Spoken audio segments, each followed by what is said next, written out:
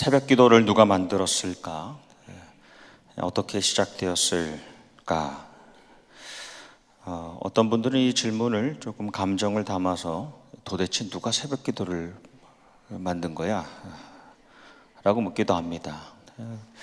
이 질문은 교인들뿐 아니라 누구보다 목회자들, 한국 목회자들 사이에 좀 오래된 질문입니다. 요즘에는 예전만큼 새벽 기도회를 그렇게 강조하는 그런 시절은 아니지만 예전에는 새벽 기도가 싫어서 목사가 안 됐다라고 하는 그런 이들도 있을 정도였습니다. 모두 각자의 형편이 있겠으나 새벽 잠을 이길 수 없다면 그 무엇도 이길 수 없겠고, 또 그것을 이길 수 있다면 또 그 무엇도 이길 수 있는 것이죠. 한국 교회 새벽 기도의 기원에 대한 주장들은 좀 다양합니다. 어떤 이들은 무속신앙에서 새벽에 정화수 또는 정한수라고 하죠. 떠놓고 별을 보고 별신에게 빌었던 신앙에서 왔다 하기도 하고, 어떤 이들은 불교에서 남녀 승려들이 새벽에 예불 하는 곳에서 왔다고 하기도 합니다. 하지만 그런 배경 때문에 한국 교회 교인들이 새벽에 일어나게 된 것은 아니고, 원래 조선시대 도성, 큰 도성에서는 파루라고 해서 매일 새벽 4시 반이 되면 하루의 시작을 알리는 쇠종을 33번 쳤습니다.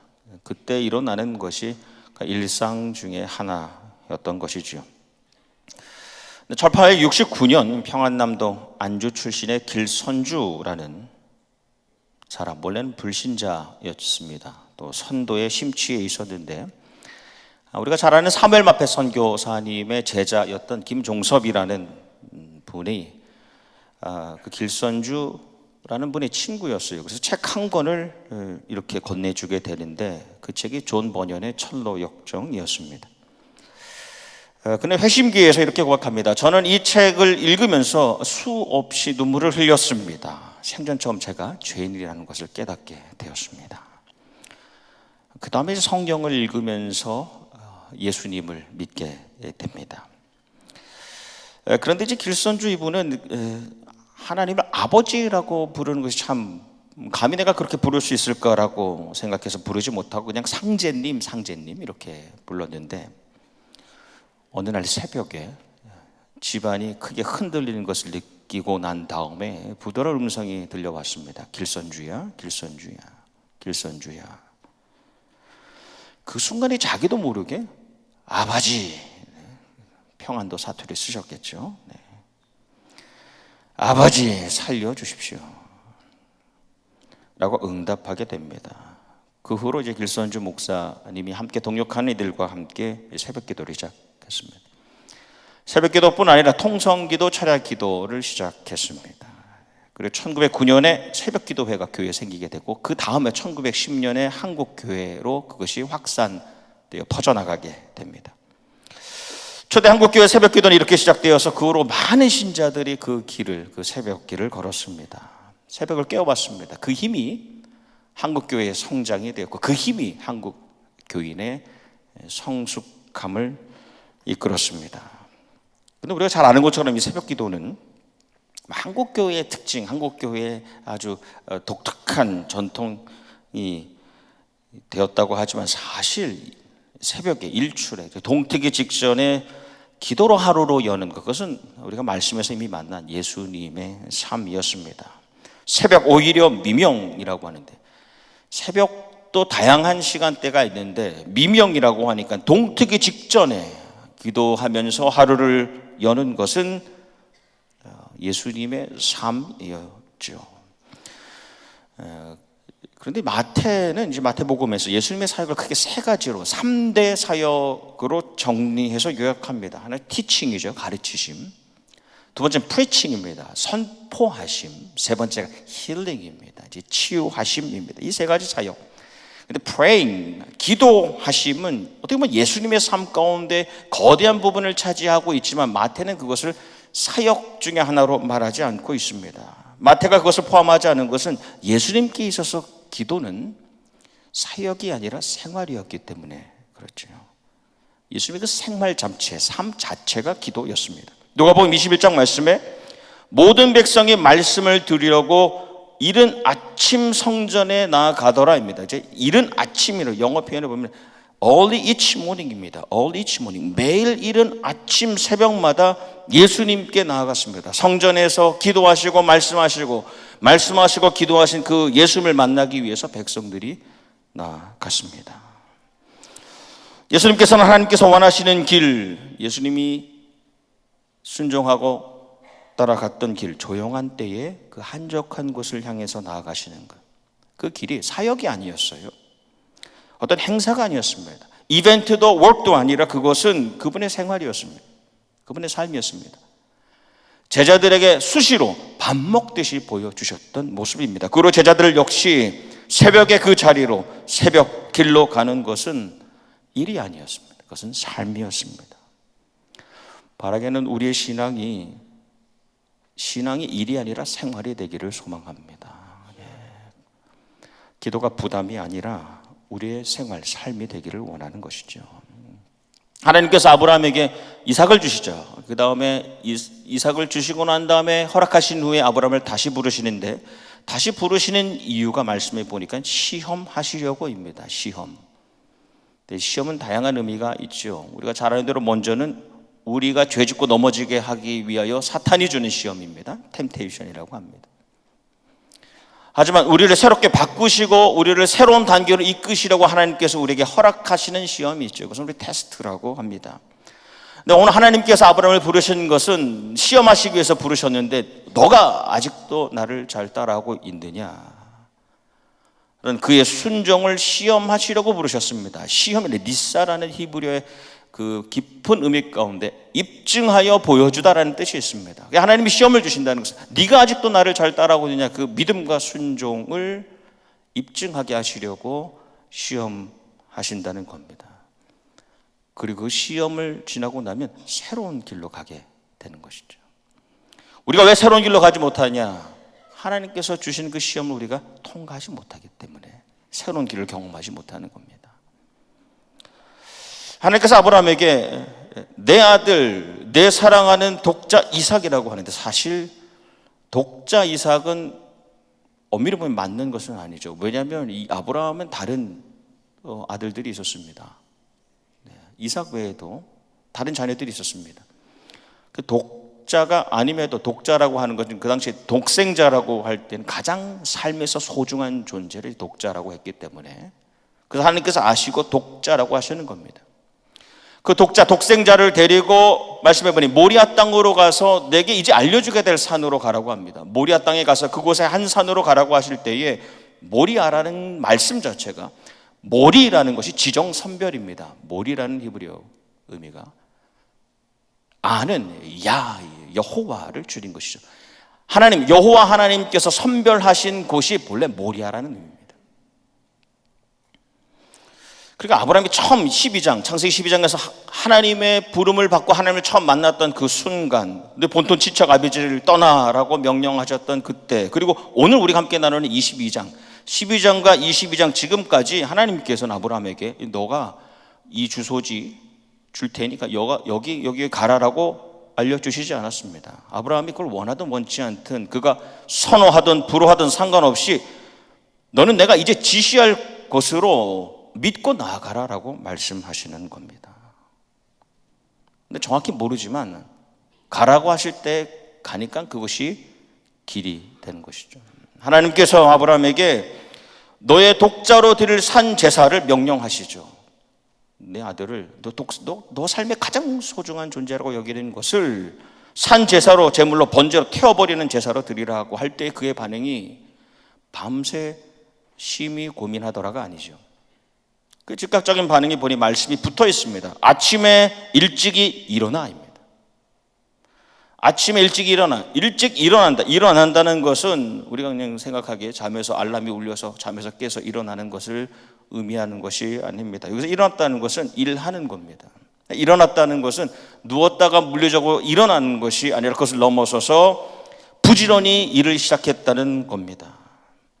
이른 새벽부터 우리가 잘 아는 대로 나귀 안장을 지우고 짐을 싣고 종들과 이삭을 모읍니다. 신실하게 준비하는 겁니다. 명령이 떨어지자마자 즉시로 일을 시작합니다.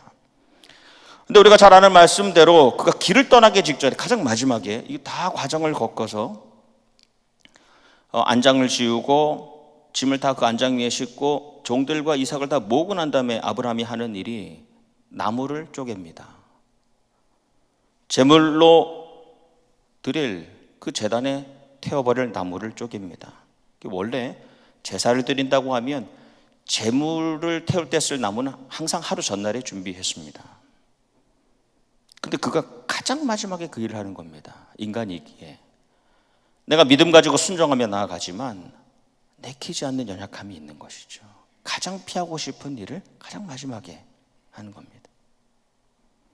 하나님께서 그 마음까지도 보시겠죠. 하나님께서 아브라함에게 가라, 떠나서 가라라고 명령하신 그 길, 초행길입니다. 한 번도 가보지 않은 길입니다. 근데 그 전에도 아브라함이 내가 가고 싶어서 내 필요에 따라서 내가 원해서 갔던 길, 애굽을 향했던 길, 그랄로 향했던 길은 항상 환란이 있었습니다. 결국 그 결과가 좋지 않았습니다. 근데 하나님께서 그게 가라고 하셔서 떠나라고 하셔서 몰랐지만 전혀 새로운 길이었지만 걸어간 곳에는 하나님의 역사하심이 있었죠. 생각지도 못했던 기적이 있었습니다. 그리고 거기로 새로운 길이 난 겁니다. 길이 열렸습니다. 아브라함이 집이 있었던 부엘세바에서 이른 새벽에 출발합니다. 그래서 50마일, 80km를 걸어갑니다. 3일 동안 계속 걸어가요. 그래서 모리아 땅에 도착해서 산들이 보이는 거예요. 뭐 어느 산인지 모르겠지만 하나님이 이제 정해주실 그 산. 그때 그가 종들에게 말합니다. 여기서 기다리라. 내가 이 아이와 함께 가서. 보세요. 아버지가 아들이라고 하지 않습니다. 종들에게 내 아들이라고 주장하지 않습니다. 이 아이입니다. 이 아이. 내 아들이 되는 것처럼 보이지만 이 아이와 가서. 이미 이 문장 가운데, 이 말 가운데에 하나님께 이 아이를 드린 겁니다. 하나님, 내 아들이 아니라 하나님의 주신 이 아이입니다. 그 다음 말씀에 예배하고 우리가 돌아오리라. 가서 번제로 드리고 아들은 죽고 나만 돌아오겠다, 내가 돌아오겠다는 것이 아니라 우리가 다시 반드시 돌아오겠다라고 하여서 그의 믿음의 완숙함을 보여주고 있습니다. 그래서 히브리서 11장 말씀에 우리가 잘 아는 믿음장이죠. 그는 하나님이 능히 이삭을 죽은 자 가운데서 다시 살리실 줄로 생각한지라. 내키지 않아요. 인간이기에 연약하여 불안함이 있고 괴로움도 있습니다. 근데도 하나님께서 살려주실 것이다 라는 믿음의 완숙함을 보여줍니다. 이삭이 아브라함이랑 아들과 아버지가 같이 걸어가는 그 산길에서 묻죠. 아버지, 불도 있고 나무도 있고 다 있는데 이 번제로 드릴 제물은 어디 있습니까? 아브라함의 응답이 얘야, 제물로 바칠 어린 양은 하나님이 손수 준비해 주실 것이다. 다음에 대화가 없습니다. 이삭이 침묵합니다. 수용하는 겁니다. 이 두 부자가 대화를 하는데 6절에서 8절까지 대화를 합니다. 근데 6절과 8절 앞에도 나오고 뒤에도 나오고 괄호를 여는 말씀, 괄호를 닫는 말씀이 동행입니다. 동행. 함께 나아가더라. 대화가 있고 함께 나아가더라. 야하드라는 이 말은 함께 나아가는 동행의 깊은 의미는 하나됨입니다. 연합입니다. 그 길 위에서 아버지와 아들이 하나 되는 겁니다. 더 말하지 않아도 이신점심, 이제 더 이상 말하지 않아도 하나님께 예배드리는 그 길 위에서 아버지와 아들이 연합함을 경험하는 겁니다. 결코 깊을 수 없는, 어떻게 보면 너무나 참혹한 과정이지만 아버지와 아들이 하나님께 드리는 제사, 예배하러 가는 그 길에서 하나 되는 겁니다. 자기 자신이 태워질 그 나무를 지고 가는 아들, 그리고 그와 함께 걸어가는 아버지와의 동행길. 그것은 장차 십자가를 지고 갈보리의 산길을 오르실 성자 예수 그리스도와 그 아들과 함께 하나 되어 가시는 성부 하나님을 예표하고 있는 것이죠. 하나 되어 가는 것입니다. 십자가에 달리신 하나님, 아들과 함께 매달려 계신 하나님. 나아가 장차 민족의 아버지들과 모든 아들들, 민족의 아버지들과 아들들이 함께 세대를 지어서 세대를 지나서 이어서 오르는 그 예배자의 길, 아버지와 아들이 함께 한 마음으로 오르는 길, 그런 길을 상징합니다. 아브라함과 이삭은 그날 모리아산을 처음 올라갔지만 그들의 걸음이 모리아산으로 올라가는 그 걸음이 길이 됩니다. 그리고 그 후로 그 길을 수많은 사람들이 걸어갑니다. 그래 아브라함과 그 후에 예수 그리스도는 웨이메이커, 길을 만드시는 분이 된 것이죠. 우리가 잘 아는 대로 아브라함이 제단을 쌓고 나무를 놓고 그 다음에 이삭을 묶어 위에 놓습니다. 칼로 죽이려고 할 때 하나님께서 그의 온전한 믿음과 전적인 순종을 입증해내는 그것을 보시고 되었다 하고 막으시죠. 온전한 믿음과 전적인 순종. 그로 나온 장면이 너무 아름답지 않습니까? 아브라함이 보니까 수풀에 메어있는 순양을 봅니다. 모든 이 이야기, 이 사건의 결론이 거기에 있습니다. 순양을 발견하고 제사를 드립니다.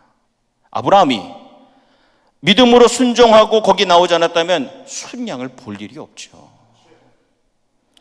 하지만 믿음으로 순종하고 그 길을 걸어온 사람들만이 누리는 하나님의 은혜, 미리 내가 준비하는 것 같지만 이 모든 과정을 예비하시고 준비하신 그 하나님의 은혜의 역사를 느끼면서 그 자리 이름을 바꾸지 않습니까? 여호와 이레. 여호와 이레의 뜻은요, 내가 미리 준비했다는 뜻이 아닙니다. 여호와의 산에서, 내 산이 아니라 여호와의 산에서 준비되리라. 내가 준비하는 것이 아니라 하나님께서 준비하신다는 겁니다. 믿음과 순종을 가지고 나아가는 사람들만이 경험할 수 있는 여호와 이레입니다. 우리 삶의 여정이 그렇지 않습니까? 신앙의 고백이 돌아보니까 내가 준비한 것 같지만 하나님이 다 예비하시지 않았습니까? 누가 경험할 수 있는가? 처음 초행길이지만 믿음 가지고 순종하면서 나아가는 사람만이 경험하는 것 아닙니까? 그 모리아산에 그곳에 아브라함의 제단이 생기면서 그 여호와 이레의 이름이 거기에 새겨집니다. 그 같은 자리에 다윗이 성을 세웁니다. 그리고 그 같은 자리에 솔로몬의 성전이 세워집니다. 예루살렘 시온성이 됩니다. 그 이스라엘 백성들이 그 성전을 향하여 계속 나아가지 않습니까? 그 길을 올라가지 않습니까? 그 길을 오르면서 그 순례길을 돌아보면서 하나님, 내가 온 것 같지만 주님께서 예비하시고 도와주셔서 여기에 왔습니다. 그것이 시편 121편 말씀이지 않습니까? 내가 산을 향하여 눈을 돌리라. 나의 도움이 어디서 올고 나의 도움이 천지를 지으신 주님 여호와께로다. 그리고 마침내 예수님께서 그 같은 길을 오르셔서 한 마리의 양으로 수풀에 메어 있는 제물로 돌아가심으로 그의 그 길을 오르는 많은 사람들, 수많은 만민들과 세상의 사람들이라도 그 길을 오르는 이들은 구원을 경험할 수 있게 됩니다. 그것이 구원의 길이 됩니다. 꼭 그것이 지리적인 물리적인 그 길이 아니라 하여도 예수님의 죽으심으로 만민에게 그 길이 열려있게 되는 것이죠. 하나님께 나아가는, 담대함으로 하나님께 나아갈 수 있는 그 길. 지난해 성지순례의 이름으로 교인들과 함께 그 길을 오를 기회가 있었습니다. 그렇게 가파르지 않습니다. 지금은 많이 평탄해서요. 그런데 올라가서 보면 더 이상 아브라함의 제단이 없습니다. 다윗의 그 아름다운 그 도성이 없습니다. 솔로몬이 지었던 그 성전도 없습니다. 예수 그리스도의 그 갈보리 그 흔적도 남아있지 않습니다. 왜냐? 주 70년에 예루살렘이 로마 제국에게서 멸망당하면서 이제 그 다음에 무슬림이 그 길을 정복합니다. 그 다음에 그 길은 이제 모하메드가 승천한 성지로 3대 성지 중에 하나로 기념되면서 691년 이슬람이 그곳에 황금사원 또는 황금돔 사원을 짓지요. 알-아크사라는, 지금 그것 때문에 다투고 있는 거 아닙니까? 이스라엘과 팔레스타인이. 또 이슬람 지역이 그것 때문에 그것에 누가 그것을 짓느냐, 그것을 소유하느냐. 물론 지리적 물리적 자리 이상의 영적인 의미가 있기에 사실 그것을 어떻게 차지하느냐, 그것은 그렇게 중요하지 않을 수 있겠습니다. 그런데 저희가 성지순례팀이 이제 매일 이제 새벽을 깨워서 말씀을 보고 그 거룩한 자리로 가는데, 가는 걸음마다 참 기쁨이 있었습니다. 그 사진으로도 남기고요. 근데 그날 그 길을 다 올라가서 그 황금으로 쌓여 있는 그 우상의 사원을 보면서 웃을 수가 없었습니다.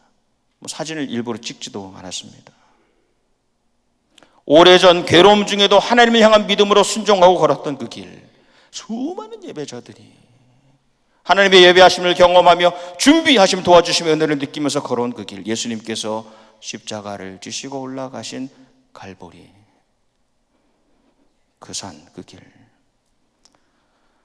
그 길이 끊어졌죠. 믿음과 순종의 백성들, 구원의 감격으로 찬양하는 예배자들이 아니라 많은 우상 숭배자들이 그 길을 메우고 있었습니다. 장망성, 장차 멸망할 도성입니다. 그 장망성이라는 곳에 출신한 크리스찬이라는 사람이 너무너무 이 죄의 짐을 지고 괴로운 가운데 있는데 전도자를 만나게 됩니다. 그 짐을 벗어놓고 새로운 길을 가게 되는데 그 좁은 길을 걸어가죠. 걸어가는데 많은 고난과 역경이 있습니다. 근데 결국 천국 도성에 이르게 된다는 이야기, 우리가 잘 아는 철로 역정입니다. 소설이에요. 하지만 철저히 말씀에 기반하여 썼고, 이 존 버년이 철로 역정의 삶을 살았습니다. 그래서 우리에게 감동을 줍니다. 영국 찰스 2세 왕이 이 존 버년을 심하게 박해했습니다. 너 그 믿는 걸 버려라. 버리지 않으니까 12년 동안 감옥에 갇혀 있는데 어느 날 아내하고 앞을 보지 못하는 10살 딸이 면회를 왔어요. 그때 고백이, 제 살이 뼈에서 떨어져 나가는 고통을 느꼈습니다. 그리고 시편 119편 71절의 말씀, 그 뜻을 깨달았습니다. 고난당하는 것이 내게 유익이라. 이로 인하여 내가 주의 율례를 배우게 되었나이다. 그 감옥에서 옥중에서 쓴 것이 철로 역정입니다. 그가 판사에게 남겼던 유명한 말이 있습니다. 판사님, 그리스도의 법은 두 가지의 순종의 길을 예비해 놓았습니다. 그리스도의 법이라는 것은 두 가지의 종류의 순종의 길을 예비해 놓았습니다. 하나는 내가 양심 안에서 적극적으로 해야 된다는 것을 믿고 행하는 것. 내가 양심 안에서 적극적으로 해야 한다고 믿는 것을 행하는 것이고, 또 다른 하나는 내가 적극적으로 도저히 순종할 수 없는 일에서는 엎드려 묵묵히 참아내는 것입니다. 그리고 그 길을 걸어가는 것이죠. 하나님의 사람 아브라함과 모세와 다윗, 그리고 예수 그리스도, 도저히 갈 수 없는 중에도 가기 싫다, 갈 수 없다, 그 가운데도 오직 믿음과 순종의 걸음을 걸으셨습니다. 그래서 새로운 길을 만드시고 그분 길 자체가 되셨죠. 그러나 우리는 주님께서 이미 걸으시고 우리에게 보여주시고 따라오라고 하신 그 길조차도 피하려고 합니다. 누가 그 길을 만들었냐? 그 길을 왜 만들었냐? 평생 우리는 많은 길을 걸어왔습니다. 분명한 것은 오늘 우리가 걸어가는 길, 우리의 걸음, 나성영락의 교인들의 걸음이 분명히 우리의 길이 될 것이고, 우리가 걸어가는 길은 우리 다음 자녀들의 길이 될 것입니다. 우리가 무슨 길을 걸어갈 것인가? 불신앙이 아닌 신앙의 길이요, 불순종의 길이 아닌 순종의 길, 신실한 예배와 헌신, 섬김의 길을 우리가 바로 걸어가기를 소망합니다. 그러면 우리가 믿고 순종함으로 가는 길은 반드시 새로운 길이 될 것이고, 그 길을 우리 후손들이 또한 걸어오게 될 것입니다. 저는 한 달 동안 함께 나누었던 말씀을 맺습니다. 새로운 해 하나님께서 허락하셨는데 우리가 어디서나 어디에 있든지 복의 근원, 복덩이 되는 삶이 되기를 소망합니다. 언제든지 어느 순간에서나 기도의 줄로 다른 생명을 살리는 사람으로 살기를 소망합니다. 난 누구에게나 마땅히 걸어야 할 그리스도의 도, 예수님의 길을 보여주는 삶이 되시기를, 그런 한 해 되시기를 주님의 이름으로 축복합니다.